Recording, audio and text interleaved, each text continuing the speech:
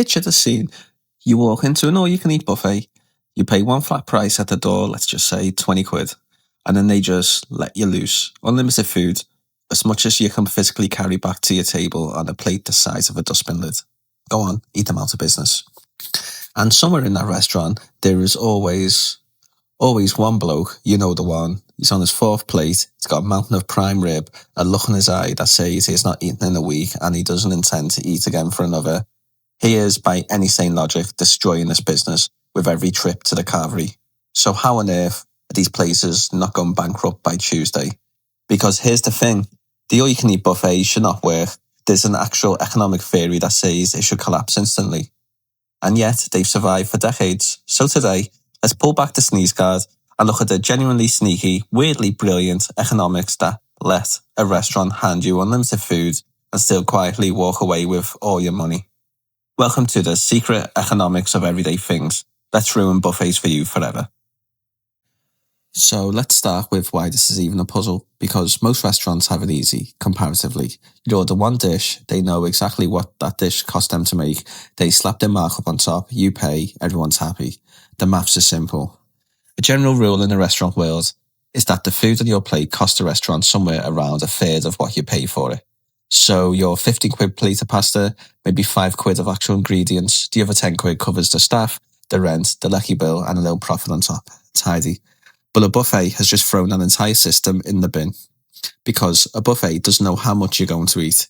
It cannot know. You might be a delicate little bird who has a small salad and a single breadstick.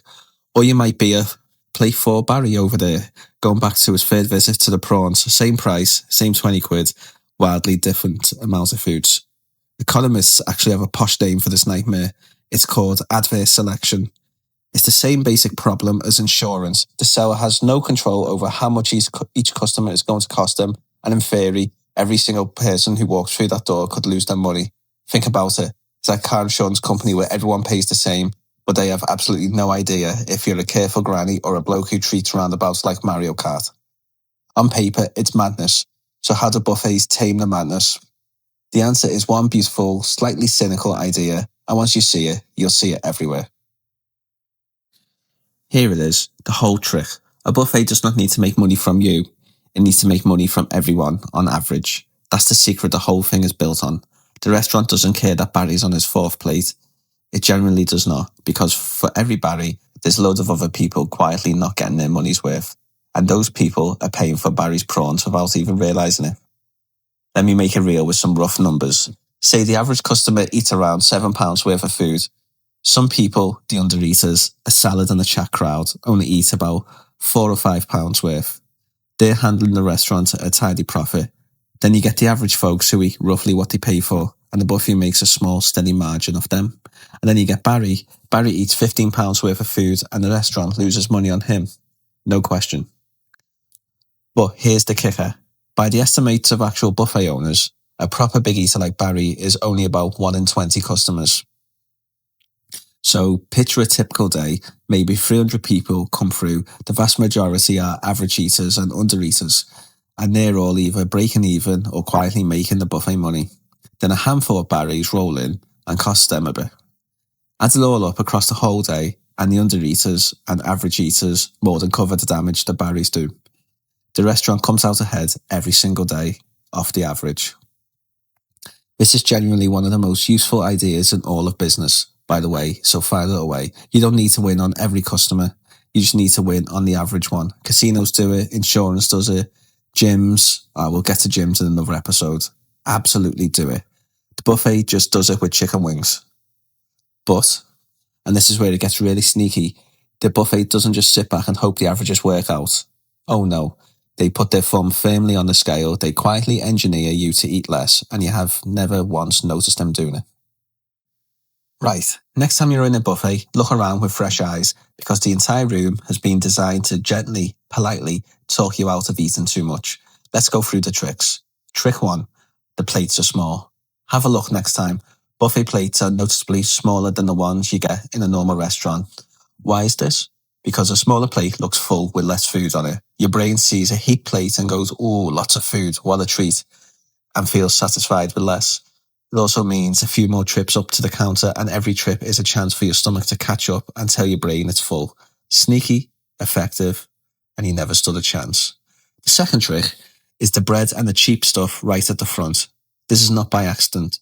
The cheapest things for the restaurant to make, the bread, the rice, the pasta, the potatoes, are almost always the first things you hit when you walk in with an empty plate, and your eyes bigger than your belly, so you load up on the stuff that cost them pennies. Your plate is filled with carbs, and by the time you reach the expensive roast beef at the end, you've already half filled yourself on dinner rolls, which is exactly the plan.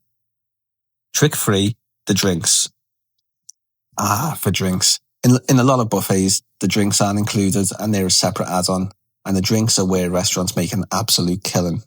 A fizzy drink costs them next to nothing and they'll charge you a couple of quid for it. And here's the lovely bit for them. A big sugary drink fills you up and dulls your appetite for the food you're actively trying to demolish.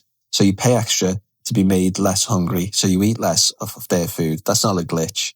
That's a masterpiece. Trick 4, the most expensive stuff is rations without you noticing. Ever notice the prawns are slightly in an awkward spot, or the good cuts of meat are being carved for you by a member of staff, one polite slice at a time, rather than just left out in a giant heap for you to shovel onto your plate? That's portion control with a smile. They're not going to stop you. That would feel stingy and ruin the all-you-can-eat magic. They just put a tiny friendly bit of friction between you and the costly stuff. And the genius of all this is that not one of them feels like a restriction. Nobody's slapping the spoon out of your hand. You walk out feeling like you've absolutely robbed the place blind, and the buffet waves you off, smiling, having made its money. Everyone's happy. Only one of you knows why, though. Now, steering how much you eat is only half the story. The other half is that buffets are brilliant at keeping their own costs brutally low. And this is where the model has some genuine advantages a normal restaurant can only dream of. So first, the economies of scale. A normal restaurant makes your meal to order, one portion at a time, when you ask for it. A buffet makes enormous batches of everything all at once, in advance, and cooking in bulk is dramatically cheaper per portion. Buying 1,000 chicken thighs and roasting them in giant trays costs a fraction per wing of what it costs to cook them one plate at a time. Mass production, but for dinner. The second, and this is the big one, is staff. Have a think about a buffet. There's no waiter taking your order, nobody bringing your dishes to the table. You get your own food, you get your own drinks, you practically run the place for them. A buffet needs a fraction of the staff a normal restaurant does, and staff wages are one of the biggest costs in the entire industry. The buffet is basically turning you into an unpaid waitstaff, and you cheerfully agree to it because they were unlimited spring rolls. Third is that they waste absolutely nothing. That food that's been sitting out for a bit long, the veg that's on its last legs, in a clever buffet, yesterday's roast vegetables quietly become today's soup.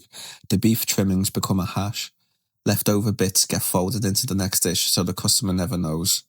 Now, there are obviously food safety rules around all this, and the good ones follow them carefully, but the principle is that a buffet is an absolute machine for using up every last scrap. Very little hits the bin, almost everything finds its way onto a plate eventually, probably yours. So put it all together, low staff costs, bulk cooking savings, zero waste. The buffet has squeezed its costs down so hard that even with the occasional Barry doing his worst, the maths still work. And here's the final piece, and it's almost funny, because the buffet has one more thing working in its favour, and it doesn't have to lift a finger for it. Your own body is on the buffet side. You think you can eat unlimited food, you cannot. Your stomach holds comfortably about a litre. That's it. That's the whole tank. You can stretch it a bit, for sure, and Barry's clearly been training. But there is a hard physical ceiling on how much any human can put away in one sitting, and it arrives a lot sooner than your ambition does. And then there's the other limit, the social one. Be honest. There is a number of trips to the buffet line beyond which you start to feel a bit watched. You can feel the eyes. Going back for a 6th plate of prawns means standing up, walking across the whole restaurant, and publicly announcing to a room full of strangers that you are still going. Most people tap out long before biology even makes them. Pure embarrassment does the buffet's job for it, for free. So the buffet is quietly protected on every side. The average cover the cost. The layout slows you down, the drinks fill you up, your stomach taps out, and your own dignity finishes the job. It's not one trick, it's about 6 of them, all stacked up on top of each other, all invisible. So, next time you stride into an all-you-can-eat buffet, plate in hand, absolutely certain that today's the day you finally beat the house, just know that the house has seen you coming. It saw you coming decades ago. A small plate, the bread by the door, the fizzy drink, the prawns just slightly out of reach. All of it is a gentle, smiling system designed to let you feel like a champion, while the restaurant quietly pockets its steady little profit off the quiet eater 2 tables over. And the maddest part, it's not a scam. Nobody's lying to you. You really can eat all you want. They've just done the maths, and the maths knows you better than you do. That's the thing about the economics of everyday stuff. Once you've seen the machinery behind the curtain, you can't unsee it. And there's so much more machinery. Why is popcorn so expensive? How does a free app end up worth billions? Why does the gym you ever go to depend on you never going? I'm working through it all. So you've never looked at a buffet the same way again, do me a favour and subscribe so I can ruin something else for you next time. And tell me in the comments, are you a Barry or are you a quiet salad eater funding Barry's entire afternoon? Be honest. I'll see you in the next one.